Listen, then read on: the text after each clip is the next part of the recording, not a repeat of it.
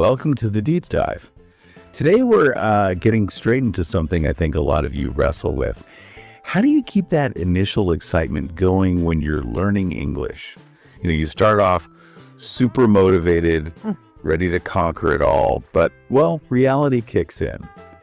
And staying motivated, that gets tough. Oh, absolutely. It really can. And, one of the biggest hurdles we see, and our sources really back this up, is that fear of actually speaking. Yeah. That worry about not quite getting it right, maybe messing up grammar, or just the idea of someone correcting you, maybe even judging you. It's incredibly common. It really is. And it can seriously slow people down, can't it? Definitely. It holds learners back. Okay, so our mission today really is to dig into strategies for keeping that motivation up and, how to get past that anxiety about speaking and build like a consistent practice habit. Mm-hmm. Think of this as our focused look at staying in the game. And seriously, if you feel this way, you're not alone. Not at all. And maybe the first thing to get out there, something that comes through really clearly, is that struggling. It's totally, completely normal. Part of the deal. Right. It sometimes feels like you're the only one finding it hard. Exactly. But the truth is, every single person speaking English fluently now, they started right where you are.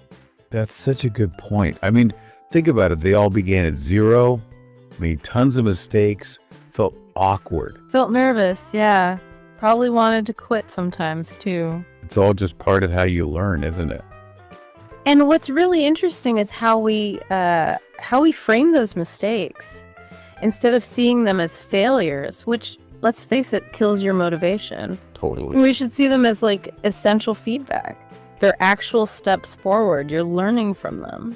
So making mistakes is actually good. In a way, yeah. The more you let yourself make them, the more you actually learn. You figure things out faster. Okay. Let's unpack this idea of goals then, because having a big aim, like become fluent, it sounds great, but wow, it can feel so far away when you're just starting. Kind of daunting. That's a really key point. These huge sort of vague goals, they can actually work against you. It's hard to see if you're making any real progress day to day. So it feels like you're just spinning your wheels. Exactly. So a much better approach, and this is what the resources really stress, is breaking that big ambition down, way down, into smaller, much clearer steps, things you can actually do.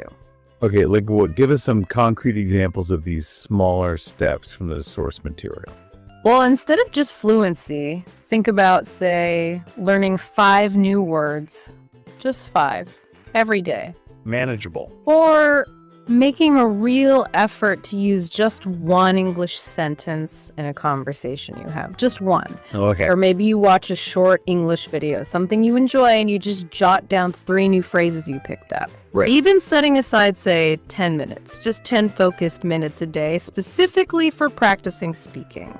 That adds up. I get that. Those feel much more achievable. Like instead of saying, I'm going to run a marathon next month, you're saying, I'll run around the block today. Precisely. And the real magic of these small goals is this positive feedback loop they create. Ah, okay. When you actually do one of these small things, you get that little hit of, hey, I did it. And that feeling psychologically, it actually boosts your motivation to do the next thing. You build momentum with these small, consistent wins. Right. Okay, but it's so easy to focus on what we can't do yet, isn't it? We naturally zoom in on the weaknesses. How do we fight that tendency to keep motivation high? That's such a human thing to do, yeah. But it can really sabotage your motivation. So what's interesting here is the push to actively notice and celebrate your progress, even the tiny stuff. So the small things. Yes. It helps fight that urge to just dwell on the negatives, on what's still difficult. So what kind of small steps are we talking about recognizing? What counts as a win? Well, think about it. Did you figure out a new word today? Or understand a phrase you didn't know yesterday? That's progress. Celebrate that. Did you manage to say what you wanted in English, even if it wasn't, perfect? Yeah. That's a win. Did you catch a line in a song or a movie that used to just fly past you? Okay, I see. That's brilliant. And the guide even mentions the power of positive self-talk. Actually telling yourself consciously, I am getting better, I am improving. Sounds a bit cheesy maybe, but it can really shift your mindset. It's like you're training your brain to spot the good stuff, the progress, instead of just seeing the mountain you still have to climb. Okay, so we've got realistic goals. We're celebrating wins. What else? How else do we keep that fire lit? Another really big one is making the learning process, fun. If it just feels like homework, like a chore, Yeah. it's incredibly hard to stick with it long term. The resources really emphasize finding ways to weave in activities you actually enjoy, things that are interesting to you. Makes sense. So give us some examples. How can we make learning English more fun? There are lots of practical ideas, like listen to English music you genuinely like. Maybe try learning the lyrics, sing along, even badly. Watch funny videos or movies in English, things that actually entertain you. Or try some of those language apps that feel more like games than studying. Gamification, right? Yeah. Or maybe join an English-speaking club, online or offline, that's focused on a hobby you already have, like gaming or books or cooking. So you're using English for something you already care about. Exactly. Or just read stuff you find interesting, comics, short stories, articles about your passions. So it's finding where your interests and your learning overlap. When it's fun, it doesn't feel like work. Precisely. When you're actually enjoying it, you're way more likely to keep doing it consistently. And that sustained engagement, that's what really drives progress and keeps you motivated. Okay, now let's tackle a big one. A real sticking point for so many. Right. That fear of speaking causes so much anxiety. What's the advice for getting over that? Yeah, this is huge. And the guide offers several really helpful strategies here. First off, it encourages you to remember that honestly, most people really respect the effort it takes to learn another language. That's true. Putting yourself out there, speaking, even if you stumble, it shows courage. People are generally way more understanding than we often fear they'll be. We're often our own worst critics, aren't we? Absolutely. So that's one piece. Another is building a supportive network. Try to find people to practice with who get it, who are patient.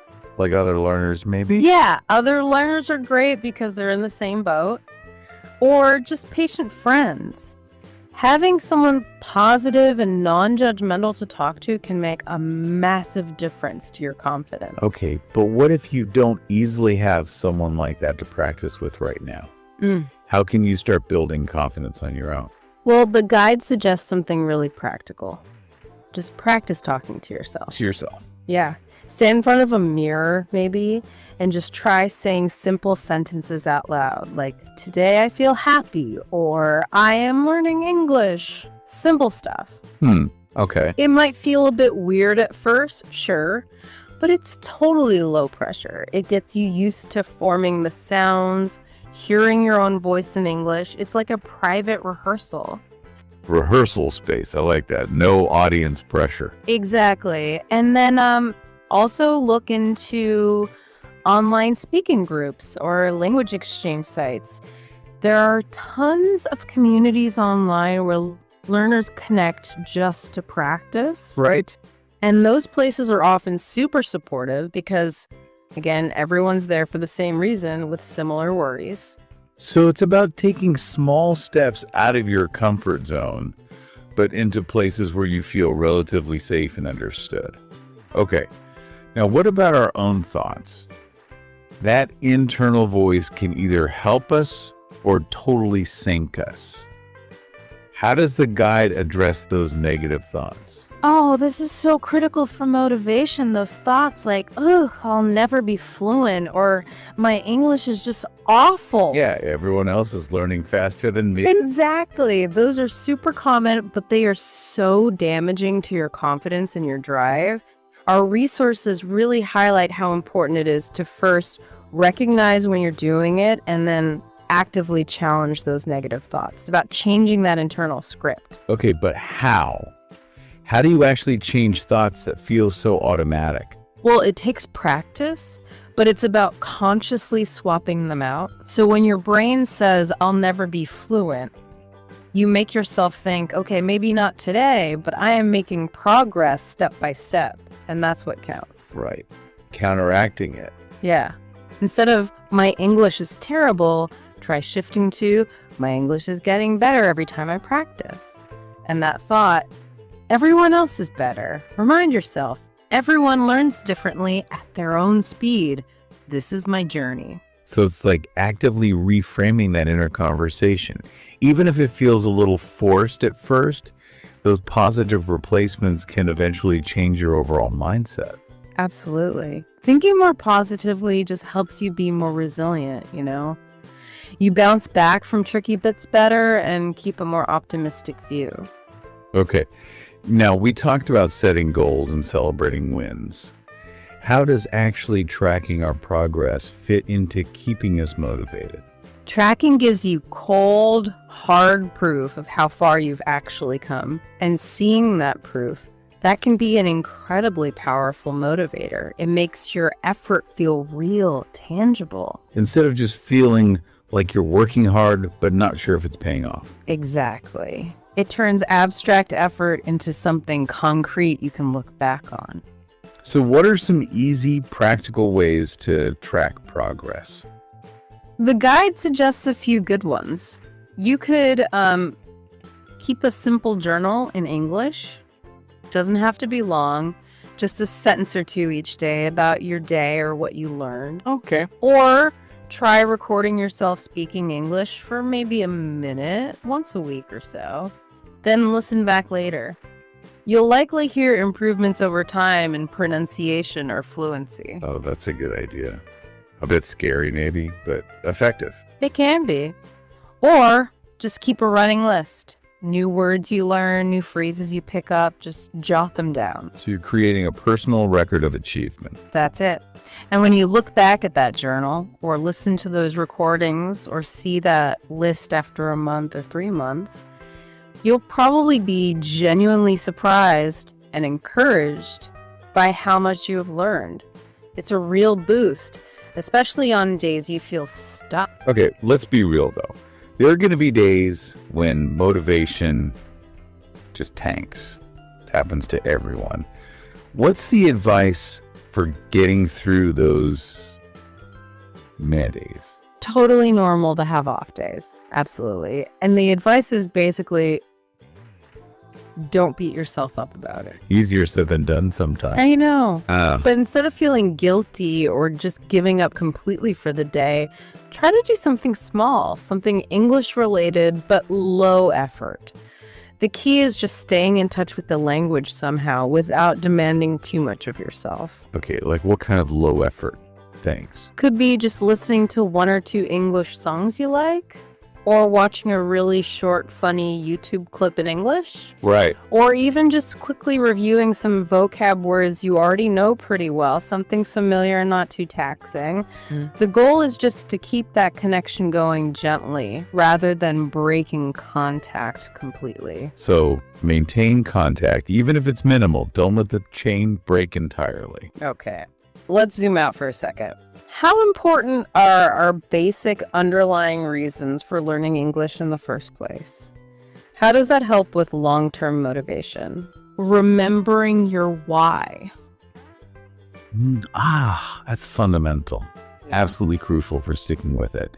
Everyone's got their own reasons, right? Maybe it's for a better job or to travel or study or just personal growth, connecting with people. Yeah, your personal motivation. Exactly, your personal driver. And how do we keep that why fresh in our minds, especially when things feel hard or progress feels slow? The guide suggests actively reminding yourself. Consciously bring those reasons to mind, especially when you feel that motivation dipping. Maybe write them down. Literally write them down. Yeah, write down why you started this and keep it somewhere. You'll see it often. Stick it on your wall, put it in your notebook, make it your phone background maybe. A constant reminder. Exactly. Seeing your why regularly can really help reignite that initial spark and remind you what you're working towards. It gives meaning to the daily grind. Okay, final area. We live in a digital world now, loads of tech available. How can we use technology to our advantage to help stay motivated with English learning? Oh, technology is a massive help these days. There are so many tools. The guide mentions things like using AI chatbots, like ChatGPT, for instance. You can practice writing sentences, even have simple conversations. Right, practice without pressure. Exactly, or using language learning apps for daily word reminders, quick quizzes, interactive stuff. There are online classes and workshops too for more structure if you like that. And YouTube channels. Yeah, tons of great engaging educational channels on YouTube specifically for English learners. So it's about tapping into these tools that are often free or low cost and making learning more accessible, maybe more varied, more engaging. That's it, precisely. Tech can help you fit learning into your life more easily, and it offers just a huge variety of ways to interact with English. Okay, so pulling this all together, learning English, it's definitely a journey, right? There are good days, there are tough days. But like our sources stress, every little step you take, even if it feels tiny, It all counts. it all adds up. And that fear of speaking, don't let it stop you. Try to see it as like a muscle to build. The more you use it, the stronger, the more confident you get. So remember to set those clear, small goals. Actively pat yourself on the back for every win, big or small, and keep your personal why front and center. Couldn't agree more. And maybe for your final takeaway today, think about just one small thing. One enjoyable thing you can do today related to English. Just one. Just one. Doesn't have to be huge. Listen to one new song. Learn one new word. Say one sentence out loud to yourself. It's those consistent, small actions fueled by why you're doing this and celebrated along the way. That's what builds real momentum. That's what gets you to fluency in the end.